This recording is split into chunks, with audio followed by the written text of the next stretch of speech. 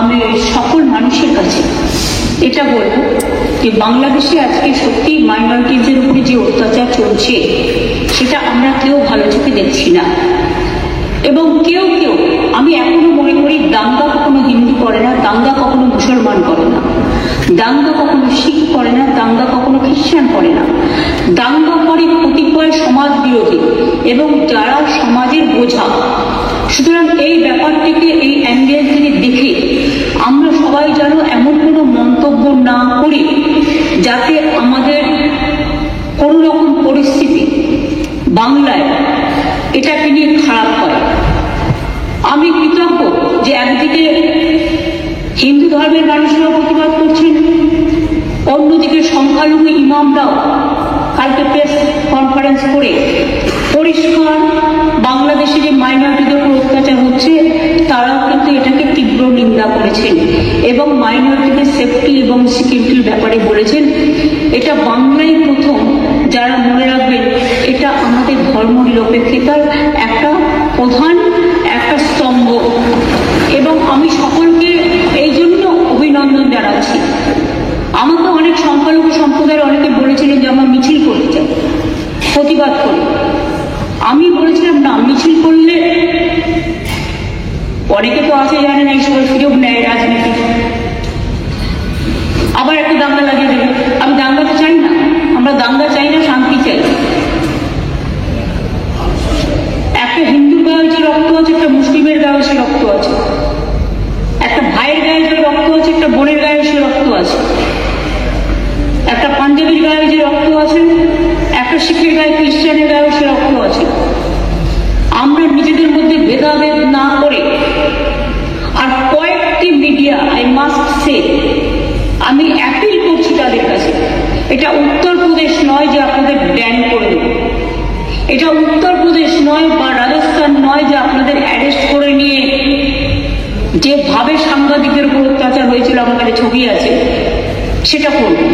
কিন্তু আমি নিশ্চয়ই আবেদন করতে পারি, অনেকগুলো ফেক ভিডিও বাজারে চলছে, কোনো একটা পলিটিক্যাল পার্টির পক্ষ থেকে কিছু ফেক ভিডিও চালিয়ে আগুন লাগাবার চেষ্টা করা হচ্ছে। প্লিজ দয়া করে, অনুগ্রহ করে উভয় সম্প্রদায় এর থেকে বিরত থাকুন।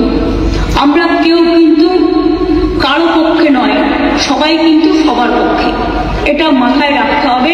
আমি বারবার বলি, ধর্ম যার যার আপনার, উৎসব কিন্তু সবার।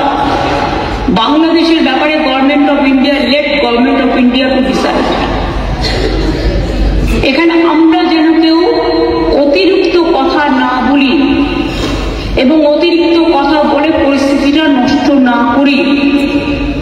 যারা ভাবছেন এটা নিয়ে রাজনীতি করবেন তারা জেনে রাখুন, ওটা করতে গেলে আপনার রাজ্যেরও ক্ষতি হবে, ওখানেও যারা আমাদের বন্ধু বান্ধবরা আছে, ভাই বোনেরা আছে, তাদেরও ক্ষতি হবে। আমরা এটা চাই না।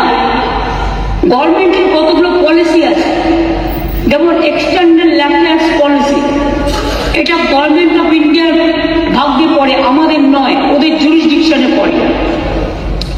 অনেকে ওপার বাংলা থেকে এপার বাংলা আসতে চাইছে কিন্তু তারা ঢুকতে পারছে না। আমাদের কোনো আপত্তি নেই, কিন্তু সেখানে বর্ডার সিকিউরিটি ফোর্স দায়িত্ব নিয়েছেন, তারা আসতে দেবে কি দেবে না এটা তাদের ব্যাপার, সেই নিয়েও আমি কোনো কটু মন্তব্যে যাব না। কিন্তু যাদের টাকা আছে, পয়সা আছে, ভিসা আছে, পাসপোর্ট আছে, তারা তো প্লেনে চলে আসছে। প্লেন তো আসছে, প্লেন তো চলছে, ট্রেন তো চলছে, কিন্তু গরিব মানুষগুলো যাদের কাছে হয়তো কিছু নেই তারা আসতে গেলে পারছে না, তারা বাধা পাচ্ছে বিএসএফ এর কাছে। আমাদের হাতে কিন্তু বর্ডার নেই, এটা মাথায় রাখবেন। তাই আমি সবাইকে বলবো, এমন কোনো কথা যাতে আমরা না বলি যাতে কোনো আমাদের পক্ষ নয়, এ পক্ষ নয়, ও পক্ষ নয়। আমি সবাইকে আবেদন করছি যাতে কোনো অতিরিক্ত কোনো প্ররোচনা সৃষ্টি হতে পারে। আমি যতদূর জানি কালকে ফরেন সেক্রেটারি যাবেন বাংলাদেশে, আজকেই যাচ্ছেন, কালকে ওদের মিটিং আছে।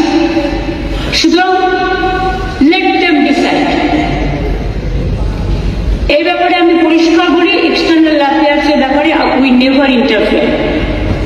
আমাদের দলের পলিসি হচ্ছে এবং আমাদের সরকারেরও, আমরা সবসময় এই ব্যাপারে গভর্নমেন্ট ইন্ডিয়া যে গাইডলাইন্স দেয়, এক্সটার্নাল অ্যাফেয়ার্স যে গাইডলাইন্স দেয়, এটা কিন্তু আমরা মেনে চলি।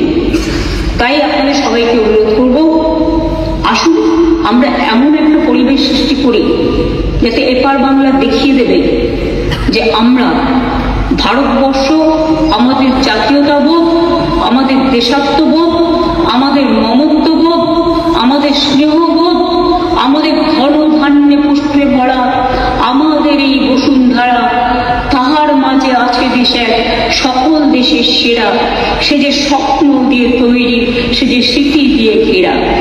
এমন দেশটি কোথাও খুঁজে পাবে না কো তুমি, সকল দেশের সেরা, সেদের মোদের জন্মভূমি। এই জন্মভূমিকে আপনারা প্রতিপালন করেছেন, জন্মেছেন এই মাটিতে। এই মাটিটাকে সমৃদ্ধ করুন, ভালোবাসুন, এবং যদি কেউ বিচ্ছিন্ন করতে আসার চেষ্টা করে তাকে প্রতিরোধ করুন, এবং সেক্ষেত্রে বাঁধ ভেঙে দিতে হবে। আর যারা কেউ কেউ বলছে বিহার দখল করবো, উড়িষ্যা দখল করবো, আমি বলি ভাই ভালো থাকবেন, সুস্থ থাকবেন, সুন্দর থাকবেন, কিন্তু এত বড় হিম্মত আপনাদের কেন? কারণে যে বাংলা, বিহার, উড়িষ্যা সব নিয়ে নেবেন আর আমরা বসে বসে লালিপপ খাবো, এটা ভাববার কোনো কারণ নেই।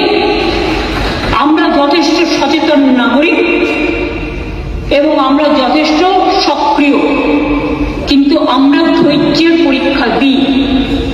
তার কারণ এটা আমরা রবীন্দ্রনাথ ঠাকুরের কাছে শিখেছি যে আগুনের পরশমণি ছোঁয়াও প্রাণে, এই জীবন পূর্ণ করো, এই জীবন পূর্ণ করো, এই জীবন পূর্ণ করো। তাই আমি মনে করি ভারতবর্ষের অখণ্ড আমাদের সকলের অখণ্ড, এবং আমরা সবাইকে রক্ষা করব। এটাই আপনাদের সকলকে আমি আবেদন জানিয়ে গেলাম। যেহেতু হাউস চলছে, লোকসভাতেও আমাদের মেম্বাররা নিশ্চয়ই আলোচনা করবেন সুযোগ পেলে। কাজে যিনি গেছেন ক্যাবিনেট সেক্রেটারি, আমরা আশা করি তার দৌত্য সফল হোক, শান্তি ফিরে আসুক। বাংলাদেশের রাজনীতির সাথে আমাদের রাজনীতির সম্পর্ক নেই, ওরা কে কি রাজনীতি করবে সে নিয়ে আমরা কোনো কথা বলতে চাই না, কিন্তু আমাদের দেশে যে ধর্ম নিরপেক্ষতা, যে গণতন্ত্র, যে সংবিধান, আমরা যেন সেটাকে মেনে চলি। আমরা যেন অন্য কোনো উস্কানিতে আমরা যেন কোনো উস্কানি না দিই, এটুকুই আমার আবেদন। অনেক ধন্যবাদ স্যার, এই টাইমটা আমায় দেওয়া। দর্শক, এতক্ষণ আমরা শুনছিলাম রাজ্যের মাননীয় মুখ্যমন্ত্রী মমতা ব্যানার্জি। তিনি গতকাল বিধানসভাতে বক্তব্য রেখেছিলেন, আর সেই ভিডিও আপনাদেরকে দেখাচ্ছিলাম। দর্শক, তিনি বাংলাদেশ নিয়ে কথা বলছিলেন, আমরা শুনছিলাম। বাংলাদেশের সংখ্যালঘু মানুষের উপর যে অত্যাচারগুলো হচ্ছিল সেটা নিয়ে কথা বলছিল। খুব ভালোও লাগছিল যে না, রাজ্যের মুখ্যমন্ত্রী মাননীয় মমতা ব্যানার্জি তিনি কথা বলছে, খুব ভালো লাগছিল। দর্শক, কথা বলতে বলতে তিনি একটা কথা বললেন, যেটা উত্তরপ্রদেশ নয়, অন্ধ্রপ্রদেশ নয়, আর বিহার নয়, এটা পশ্চিমবাংলা।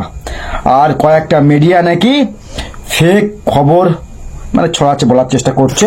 কয়েকটা মিডিয়া ফেক খবর ছড়াচ্ছে, এসব কোন সব দলে দালালি করে সেসব মিডিয়াগুলো।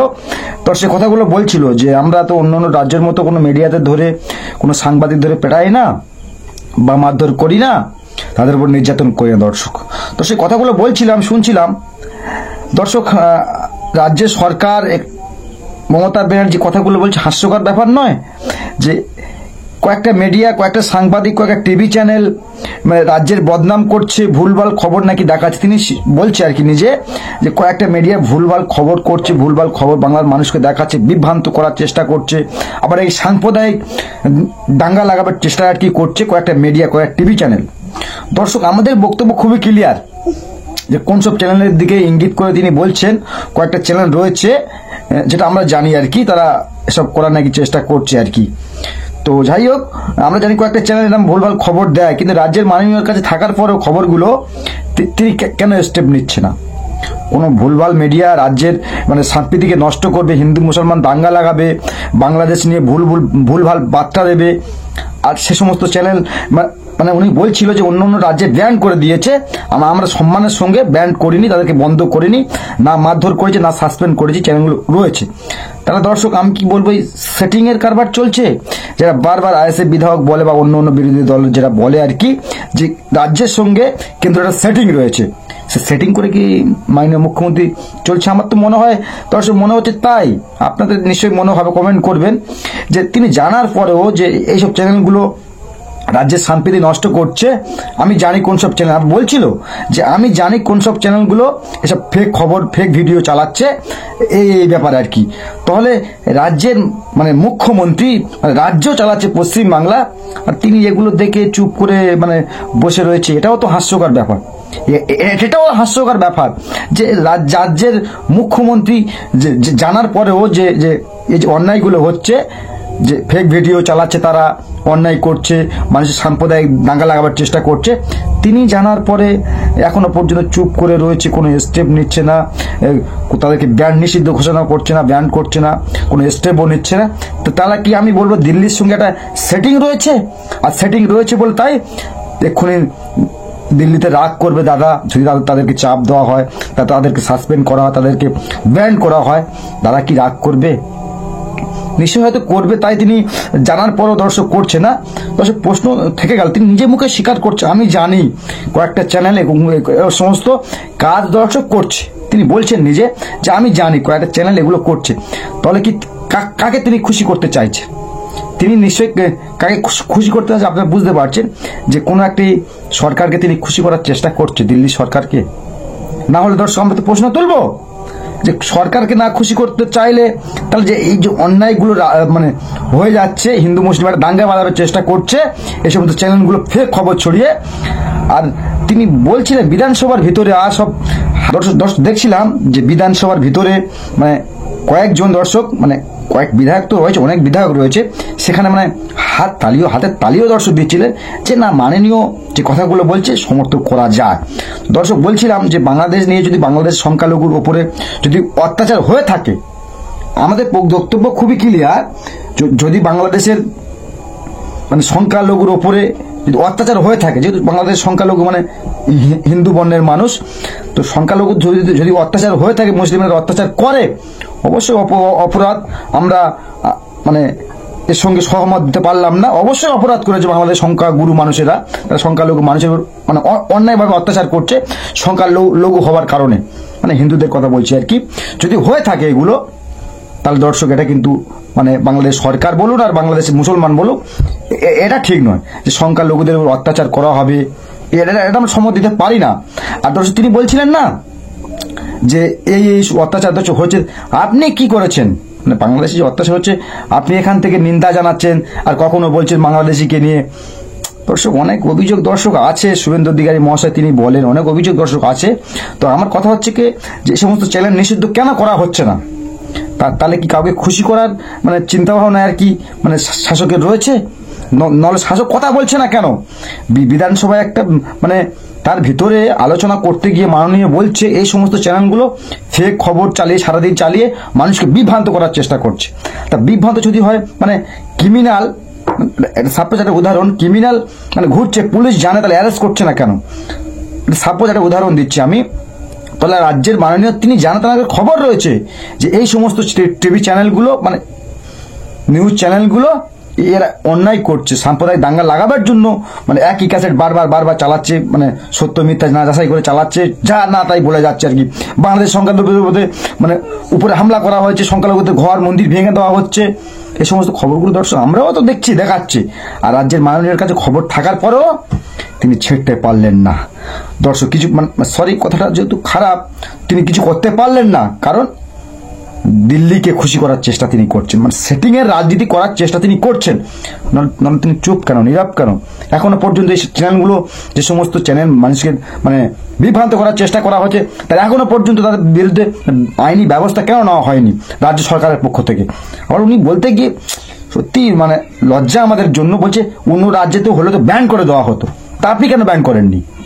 মানে অন্য রাজ্যে হলে তো ব্যান করে দিত বা ব্যান করে দিয়েছে, অন্য রাজ্যে নেই, গুজরাট কোথায় সব বলছিলেন সব, উনি তো ভালোই জানেন, আর হিন্দিতে পাকা উনি ভালোই জানেন। যাই হোক, মানিনি, আমি বিচিবি মানে ব্যক্তি আক্রমণ করতে চাই না, তো উনি সব জানে আর কি যে সমস্ত রাজ্যেতে সব চ্যানেল ব্যান করে দেওয়া হয়েছে। আপনি কেন পারছেন না ব্যান করতে? মানে আপনার সে ক্ষমতাও নেই, কারণ আপনি কাউকে খুশি করার জন্য দর্শক উনি বলছে আর কি যে আমি চাই না এগুলো ব্যান করতে, বা আমি অন্য রাজ্যে ব্যান্ড হয়েছে। দর্শক কি বলবেন অবশ্যই কমেন্ট বক্সে কমেন্ট করবেন, আর চোখ রাখবেন আপনার প্রিয় চ্যানেল ইনসাফ টিভিতে। সকলকে অসংখ্য ধন্যবাদ।